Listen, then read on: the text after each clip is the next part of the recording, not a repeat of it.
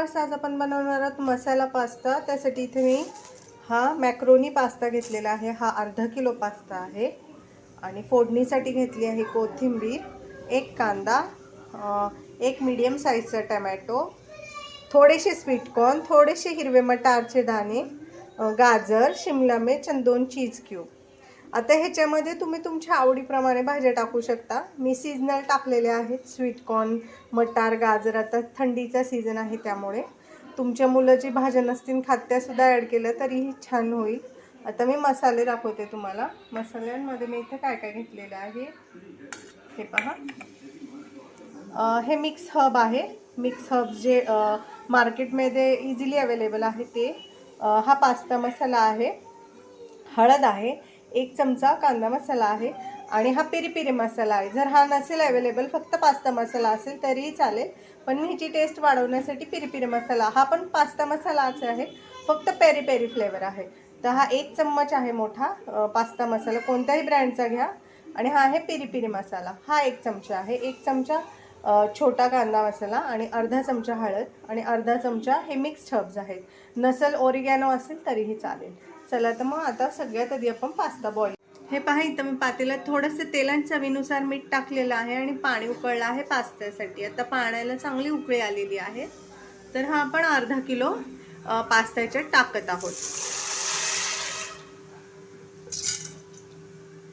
Pasta जास्त overcook करायचा नाहीये, थोडासा असा पूर्ण असा हाताने तुटला तर तेवढा बास आहे। आणि जेव्हा आपण तो निथळून काढतो तेव्हाही तो वाफेमध्ये शिजतो, त्यामुळे जास्त ओव्हरकुक केला तर तो मग तुटतो। त्यामुळे मी तुम्हाला दाखवेल कितपत शिजवायचं आहे। आता हे छान आपण 2-3-5 मिनटं तरी उकळून घेऊया। हे पहा, आपल्या पास्त्याचं पाणी उकळलेलं आहे आणि पास्ताही शिजतोय। आपल्याला या पाण्यामध्ये फक्त 8 ते 10 मिनटं पास्ता शिजवायचा आहे, जास्त ओव्हरकुक करायचं नाही, नाहीतर ह्याचं जे शेप आहे तो पण बिघडतो आणि ह्याची चव पण खूप खराब लागते ओव्हरकुक झाल्यावर। त्यामुळे 8 ते 10 मिनिटच आपल्याला शिजवायचं आहे। हे पहा, 8 मिनटं झालेली आहेत। आता आपण एक पास्ता एका चम्मचमध्ये घेऊया।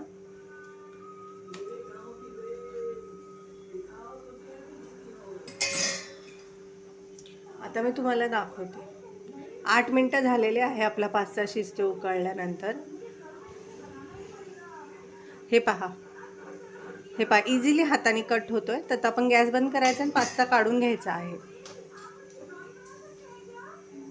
हे पहा, असा मोठा झारा घ्यायचा आहे आणि असा पास्त्याचं पाणी निथळायचं आहे आणि एखादं असं पातेलं घेऊन त्याच्यामध्ये आपण हे काढून घेणार आहोत। हा पास्ता नंतरही ह्याच्या गरमीमध्ये कुक होत राहतो, तेव्हा पहिलाच जास्त शिजवायचा नाहीये। आता मी हा सगळा पास्ता काढून मग तुम्हाला दाखवते। हे पहा, तर इथं मी गॅसवर पातेलं ठेवलं आहे, ज्याच्यात आपण पास्ता उकळला होता तेच पातेलं घेतलेलं आहे। त्याच्यामध्ये आपण 2.5 चमचे तेल टाकलेलं आहे।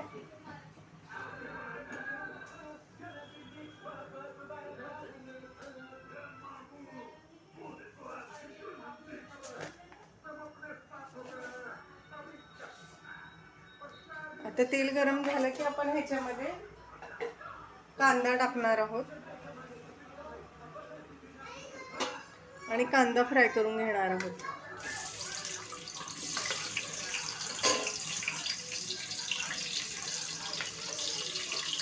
कांदा छान लालसर करून घ्यायचा आहे आपल्याला।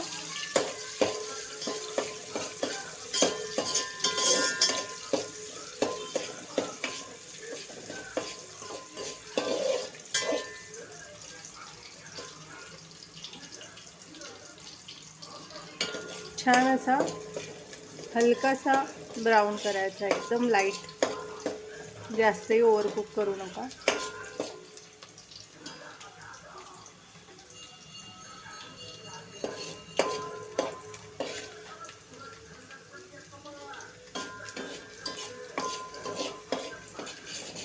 जर तुम्हाला कांदा नसेल आवडत, नाही टाकला तरीही चालेल, तुमची चॉईस आहे।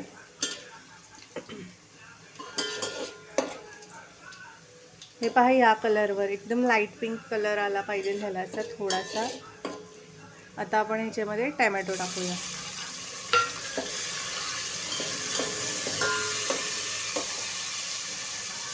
टॅमॅटो आपल्याला मऊ होईपर्यंत शिजवून घ्यायचे आहेत. हे पहा, टॅमॅटो छान गळाले आहेत, एकदम मस्त सॉफ्ट झालेले आहेत, एकदम मऊ झालेले आहेत. आता आपण ह्याच्यामध्ये मी ज्या भाज्या दाखवल्या होत्या त्या टाकायच्या आहेत. तुम्ही तुमच्या आवडीच्या भाज्या टाकल्या तरीही चालेल.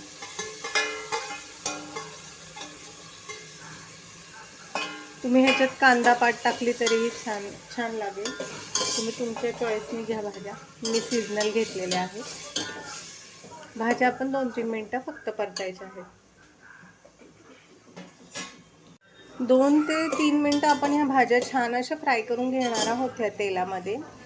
टॅमॅटो आणि कांदा टाकलेल्या भाज्या जादा ओव्हर कुक करायच्या नाही आहे. जर तुमचे हिरवे वाटाणे कच्चे असतील तर ते थोडेसे गाजर आणि वाटाणे तुम्ही बॉईल करून घेऊ शकता. बाकी शिमला मिरची आणि स्वीटकॉर्न तर शिजून जातात. हे मी फ्रोझन घेतलेले आहेत वाटाणे.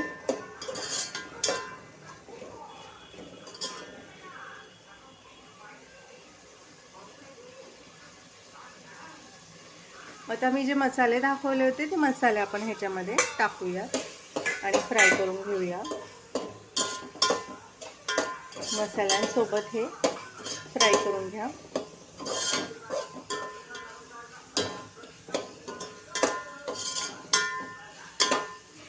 आपण पास्ता उकडताना त्यात मीठ टाकलेलं आहे आणि ह्या मसाल्यामध्येही मीठ असतं. तर मीठ तुम्हाला जर गरज वाटली तरच टाका. आता हे 2 मिनटं आपण मसाल्यासोबत भाज्या परतून घेऊया. हे पहा, भाज्या छान परतलेल्या आहेत. आता आपण ह्याच्यामध्ये पास्ता टाकूया जो आपण उकडून ठेवलेला आहे.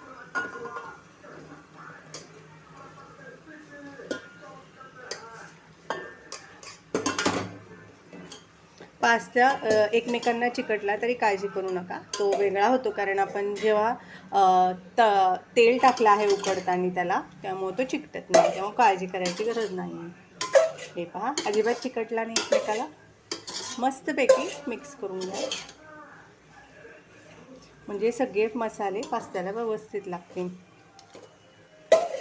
खालपासून हलवून घ्या आणि या स्टेजला तुम्ही मिठाची चव चाखून बघा. जर तुम्हाला गरज वाटली तरच मीठ ॲड करा, कारण पास्ता मसाल्यामध्ये शक्यतो रेडीमेड मसाल्यांमध्ये मीठ असतं.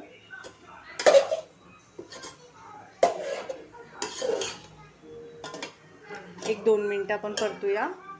हे पहा, पास्ता मी छानपैकी 2 मिनटं परतलेला आहे. आता हा पास्ता रेडी आहे. तर आपण या स्टेजला ह्याच्यावरती ऑप्शनल आहे हे चीज टाकायचं किंवा नाही, तुमची इच्छा आहे. मी ह्याच्यावरती किसून टाकत आहे चीज. ह्याच्यामुळं मुलांना जास्त आवडते पास्त्याची टेस्ट, त्यामुळं तुम्ही नक्की ॲड करा. सगळीकडे टाका आणि मिक्स करून घेणार आहोत आपण. पहा, आता पटकन आपण पास्ता मिक्स करायचा म्हणजे पूर्ण पास्त्याला जे आहे चीज लागेल. आणि या स्टेजला आता गॅस बंद करून टाकायचा आहे म्हणजे पास्ता खाली चिकटणार नाही. टच आपला आहे थोडीशी कोथिंबीर, तीही आपण टाकूया आणि मिक्स करूया एकदा, म्हणजे छान असा हिरवा कलरही येईल. आता मी हा गरमागरम पास्ता तुम्हाला सर्व करून दाखवते. हे पहा व्ह्यूअर्स, कसा दिसतो आहे आपला पास्ता. मी याच्यात थोडंसं चीज ग्रेट करून टाकलं आहे. गरमागरम वाफाळलेला पास्ता. तुमच्या मुलांना हा पास्ता खूप आवडेल आणि ते भाज्याही आवडीने खातील. त्यामुळे नक्की ट्राय करा माझी रेसिपी. आणि माझी रेसिपी आवडल्यास माझ्या चॅनलला लाईक करा, सबस्क्राईब करा. आपला घरगुती मसाला पास्ता तयार आहे.